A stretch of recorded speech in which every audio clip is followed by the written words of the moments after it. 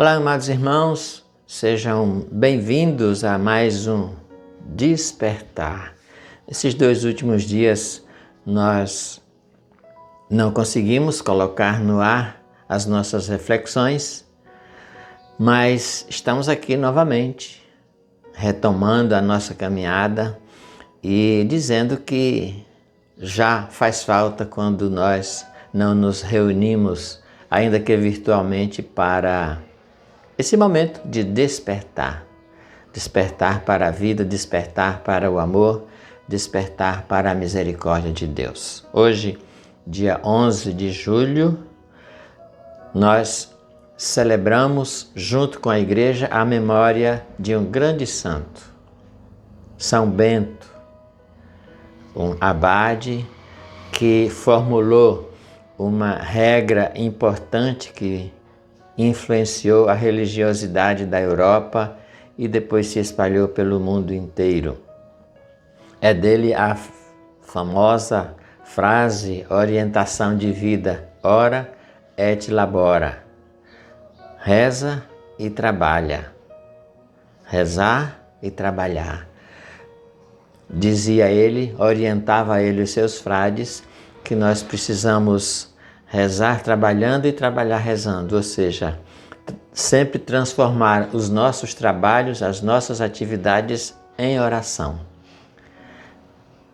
E é necessário que nós aprendamos a fazer isso, porque tudo que fazemos com a reta intenção e com o desejo de louvar e de agradecer a Deus e de fazer a vontade de Deus, pode ser transformada em uma oração de louvor. Por isso, a gente sempre pede ao Senhor que faça com que a nossa vida, a nossa história, tudo o que fazemos, seja uma constante oração de louvor a Deus. Portanto, hoje, São Bento vai nos conduzir nesse momento de oração. Nós queremos rezar uma oração a São Bento e também finalizar com a famosa e tão repetida oração de exorcismo que ele nos ensinou. Sem perder de vista, claro, a liturgia do dia, o evangelho do dia, que é muito importante para nós hoje. Vamos rezar então, pedindo a São Bento que interceda por nós, para que nós possamos viver e transformar a nossa vida em um grande louvor a Deus. Reze comigo. Em nome do Pai, do Filho e do Espírito Santo. Amém. Ó glorioso Patriarca São Bento, que vos mostrastes sempre compassivo com os necessitados, fazei que também nós, recorrendo à vossa poderosa intercessão, obtenhamos o auxílio em todas as nossas aflições. Que nas famílias reine a paz e a tranquilidade. Se afastem todas as desgraças, tanto corporais como espirituais, especialmente o pecado. Alcançai do Senhor a graça que vos suplicamos, obtende-nos finalmente que, ao terminar nossa vida neste vale de lágrimas, possamos te louvar e louvar a Deus contigo nos céus. A cruz sagrada seja a minha luz, não seja o dragão o meu guia. Retira-te, Satanás, nunca me aconselhes coisas vãs. É mal o que me ofereces, bebe tu mesmo dos teus venenos.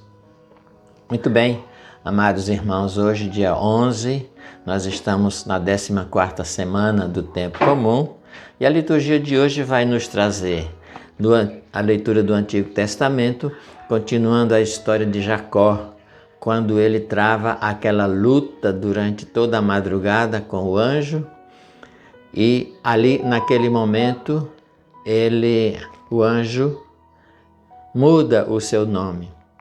Então, a partir daquele momento, ele deixa de ser Jacó e passa a ser Israel, que vai dar o nome a todo o povo de Deus, os israelitas, que nós damos seguimento, que continuamos sendo o povo de Deus dos tempos atuais. No Evangelho, nós vamos encontrar duas situações. A primeira, Jesus cura um mudo. O Evangelho é tirado de Mateus, capítulo 9, o fim do capítulo 9. Jesus cura um mudo. Há aqueles que se admiram e há aqueles que, por inveja e por tantas outras razões, sempre procuram denegrir ou estragar ou desmerecer as maravilhas de Deus. Você já viu isso? Às vezes as pessoas procuram minimizar ou desmerecer ou obscurecer quando Deus usa alguém para realizar as suas maravilhas. Muitas vezes por inveja. Mas continuando o Evangelho,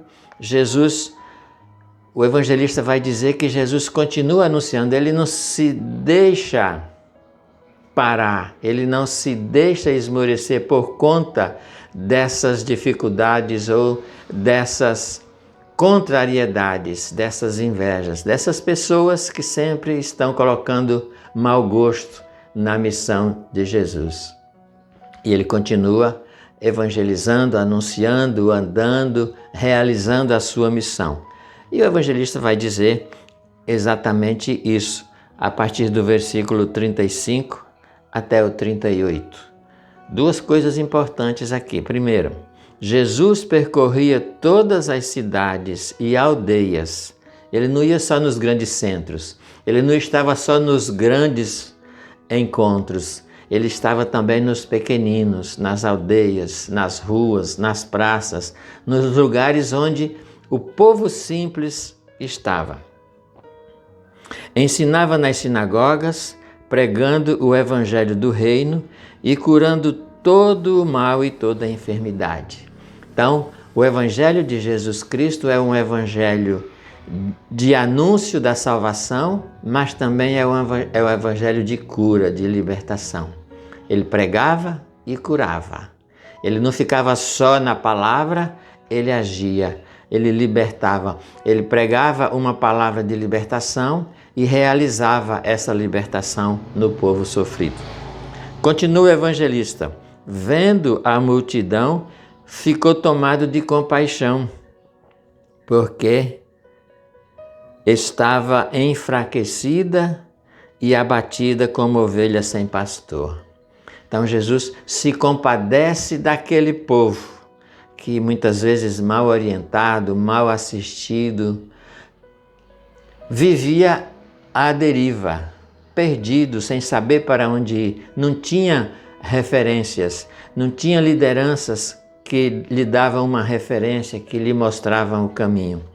E Jesus se compadecia desse povo por conta dessa situação onde o povo não encontrava um lugar seguro para caminhar, não encontrava uma diretriz, um direcionamento firme que lhe desse condições de caminhar e lhe desse a certeza de que estavam no caminho certo. E aí Jesus termina pedindo que a gente reze. E ele vai dizer aos seus discípulos: a messe é grande, mas os operários são poucos. Pedi, pois, ao Senhor da messe que envie operários para a sua messe. Portanto, nós vemos aí Jesus que cura, Jesus que anuncia, Jesus que liberta, o Jesus que se compadece da multidão errante, e ele vai pedir para mim, para você, para nós, que a missão é grande e continua cada vez maior. O mundo está cada vez mais uma terra de missão, necessitado de pessoas, de evangelizadores que realmente evangelizem e que levem a palavra, essa palavra que cura, que salva, que liberta. E aí ele vai pedir para que nós rezemos para que o dono da messe, que é Deus, envie, toque os corações, sensibilize as famílias para que todas, para que haja mais operários, mais pessoas consagradas, mais pessoas disponíveis, mais pessoas que se coloquem a serviço do Evangelho, mais pessoas que se dediquem ao anúncio da verdade e do Evangelho. Por quê? Porque nós precisamos anunciar. Então, existe uma grande carência, uma grande necessidade de evangelização. O povo está sedento, precisa receber a palavra. Essa palavra precisa chegar aos rincões, aos lugares mais simples, mais escondidos, aos corações mais fechados. Mas é preciso que hajam pessoas disponíveis, dispostas, destemidas e que façam da sua vida uma verdadeira missão para que o Evangelho chegue aonde precisa chegar, para que o anúncio da Boa Nova toque os corações que precisam receber esse anúncio, para que haja realmente transformação. Evangelização não são ideologias, não são meras conjecturas, mas um Evangelho vivo que transforme e que vivifique a vida de tantas pessoas que andam e que vivem como mortos por aí. Essa é a nossa missão, esse é o chamado que o Senhor nos faz. São Bento é um testemunho vivo dessa missão e desse trabalho que, transformado em oração, chega, toca e converte o coração das pessoas. Que nós possamos, a partir deste exemplo, a partir do chamamento que o Senhor nos faz, a partir do exemplo que Ele nos dá, também sermos instrumentos de conversão, de mudança, de transformação, sem medo das forças contrárias. Estamos remando contra uma correnteza que é muito poderosa neste mundo, mas ela nunca será mais poderosa do que o nosso Deus. Portanto, continuemos firmes. O Senhor nos chama para isso. A messe é grande, mas os operários são poucos. Precisamos nos alistar nesse exército de operários que anunciam, que vivem e que levam para o coração das pessoas o amor de Deus. Que Deus nos abençoe. Encerremos este momento de despertar rezando novamente a oração de São Bento. Reze comigo, você sabe de cor, porque todos nós rezamos todos os dias. A cruz sagrada seja a minha luz, não seja o dragão o meu guia. Retira-te, Satanás, nunca me aconselhes coisas vãs. É mal o que me ofereces, bebe tu mesmo dos teus venenos. Glória ao Pai, ao Filho e ao Espírito Santo, como era no princípio, agora e sempre. Amém. Deus abençoe você. Um abraço, até amanhã. Fique com Deus. Em nome do Pai, do Filho, do Espírito Santo. Amém.